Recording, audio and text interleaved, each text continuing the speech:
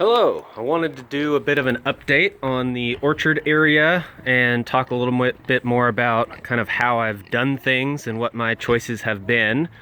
As we go, you may see one of our pigs hanging out with us in here. Pigs are here, chickens are here, although I don't see them around here. They might make an appearance. So I just actually went through and wrote down what all of these trees were, because I had not done so yet. Most of them just got planted last year. These bigger ones you see close to me, this one here, that one there, and then 3, 4, and 5 were all planted the year before last, and then the rest of them were planted just last year. So it's their second season, and I didn't actually record what was where, so I just got done doing that, so I actually know roughly what these things are, which I didn't before. So this one here, as you can tell, actually has some little fruits on it. So that's pretty exciting. This will be its second full growing season, I guess, but technically third season. Not all of them have the fruits coming on yet, but I just recognized that today that one did. I believe that's an apple, but I'm not positive. I think this one, that one, and this are apples. That one over there and that one over there, I believe, is a pear. But unfortunately, I did not even keep the records on those as far as what varieties they were or anything. I didn't start doing that till this past season. So it's a bit of a surprise, we'll see. But as you can tell, they're doing very well. They started off about a third that size. I actually just got these from Lowe's, I believe, and nothing special, but they have done very well. And they are at the top end here. So the idea with this orchard was I wanted to do more of a permaculture style, but still have an orchard. And so, as you can tell, the chickens love coming around here, and usually this is not very mown at all. I actually went through this morning and weed-eated a lot of this area, and that kind of opened it up a little bit. But typically what I'll do is I'll mow either around the fronts of these trees and then a path that will connect them, or I'll run my riding mower and just do lines kind of in between all the trees. And what happens is the chickens really like the freshly mown grass. They come through and eat all the bugs, and that kind of concentrates where they're going to be, mainly kind of right in front of a lot of the trees. And so obviously when they release their excrement after they have been scratching and eating bugs and such, that adds fertilizer to the soil, and that helps a lot. Technically, chicken poop is a hot fertilizer that you normally wouldn't apply directly, but in this setting, I do not believe it's an issue at all and have not had any issues with it. So as a reminder, if you haven't seen the other video I've done on this, the first one, what I did around each one of these is I put down some cardboard at the base of each tree, and then I took some, this is technically scrap fencing, and I just cut a strip. This is only about a foot tall. The others are about 1.5 feet or so. And at the bottom of these strips where I cut the fencing, there is an extra wire that's just open, and I stuck those down in through the cardboard into the ground, and that provides a little cage that, number one, is protection, especially as they're little. I don't want the chickens eating all the leaves. I didn't want the pigs, who originally weren't in here, this is their first season in here, and definitely didn't want them to mess with things. So that cage protects the trees, as well as having the cardboard and then throwing in grass clippings, leaves are what's in there now, but really whatever kind of compost I have on hand, or just actual compost, I can throw that in there. It keeps it contained, and that works really well. So it keeps the weeds down, keeps the compost in, the soil stays mulched and moist, and it keeps the animals from messing with them. So that's kind of my strategy there. Another strategy that I've done that is probably not as easy to see anymore. It was at one time, and now it's started to not really be quite as prominent as it was, but I'll come right down here and show you one that you might be able to see a little bit of. So this is a peach, or a plum, sorry. That's a plum tree I planted last year, and it's got the cage around it and such, as you can tell. But as we come back here and look, maybe you can tell that there's a bit of a U shape or a V shape along here. And what that is a little trench that I had dug. So I dug a trench right in front of it here, that's a little bigger and a little deeper, and then kind of carried that up, maybe 6 feet, 10 feet, something like that, on either side, and in a direction that spans outward and veers out like a V. And that way, since this orchard is on a bit of a slope, it kind of mimics a swale mentality or something like that, where it channels the water, and as the water kind of runs down the hill, it'll hit these channels and bring it down here and collect and then soak in a little more slowly. And so that helps out. We usually get a lot of rain where I am. We're in southeast Tennessee, but there are times when we have droughts. The weather's very unpredictable and shifting, so that helps. The other aspect that's really nice about this is that, at least my intention, is that as I mow in front of these is the main place that I'll mow or weed eat or whatever, and the animals kind of come through the front here, some of that organic matter and fertilizer won't just rush down the hill and get washed away, but rather it will come and follow these lines and hopefully kind of enrich this soil in a more directed manner. So that's the goal, and it seems to be working well so far. But again, this is, I guess we've been in this house for 2 full years, maybe a little more technically, a little over 2 years. And so, yeah, it's kind of new, and we'll see. So for identification, this one's a pawpaw that I had planted in our first year, and that's a pawpaw as well. And then those are the pears and apples down on that side. And as we come over towards the driveway, originally, I had not really planned on the orchard. I had not done much in regards to studying with permaculture or any of these ideas. I wasn't a gardener.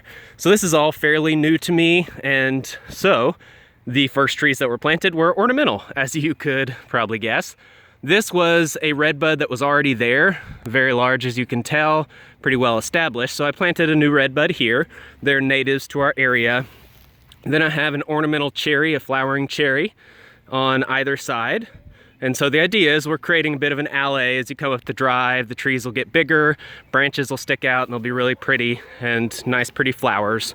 And then here and across from that, those are called rising sun redbuds, which obviously are redbuds, but they have those light green leaves, which are really pretty and add some contrast. And that was the original plantings that I had done, hadn't really done any more. But those are the only ornamentals in this orchard area. Dog's barking back there, always barking about something. So coming over here, I've got one that I don't know what it is yet. If you know, you can leave a note in the comments, but I have a list of everything that I purchased, and there are 2 that I'm not sure of. One I'm pretty sure is a service berry of some kind, and this one I'm not really sure at all. So I'll find the extra things that are items that I purchased and I know I planted, but I don't have them identified, and there should only be 3 of those, and I should know what's what, again, because I believe one of them is a service berry. This one is a service berry, and so judging by the leaves that are on this guy, I can look at this other mystery one. This is the second mystery one that didn't have the tag still, and he looks like a service berry of some type, and I know I did buy 2. So pretty sure about that. The other mystery is a cherry way down there. And I only bought 2 cherries, and the other one I know what it is. So again, this should be fairly easy to figure out. Still going through the process of recording.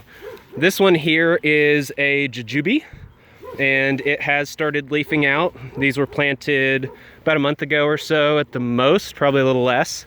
And the one down here at the bottom is also a jujube, and it has also started leafing out. So very promising, going very well. And at the end of the ornamental row, I then have 2 almonds, and these are the Hall's Hardy almonds, and they look like they are doing very well as well. They're leafing out. They were a lot bigger when I got them in. Ordered them, I think, through Raintree, if I remember correctly. But this is really the end of the bottom part of the orchard. I had planted a willow right back there, you can see, and haven't really done anything else through here. So I do have room for some expansion. You can tell that most of this is in lines, and the idea is to get the advantages of what like a commercial place would do, where you plant in rows and it's easier to harvest, easier to maintain. But I wanted to do it more the permaculture way with the animals, some of these other strategies, and the mulching. I've planted some comfrey seeds at the base of a lot of these, and we'll see if those come up. I just planted them this spring. And so yeah, that's kind of my goal. The idea was that when all these are grown up, there won't be a whole lot of sunlight for the grassy areas. So I didn't make it a full food forest type mentality with berry bushes and that kind of stuff. But I think it'll be a pretty successful orchard, and a lot of different things that are coming up here. This is the plum I mentioned earlier. That one down there, I believe, is a peach, but I'm not really positive on that. That actually might even be another mystery one. I'm not quite sure. This one up here is the other plum. I've got 2 different types of plums, I believe. Those are the, again, apples and pears up there. This one, I am almost positive, was a peach. Yes, harvester peach.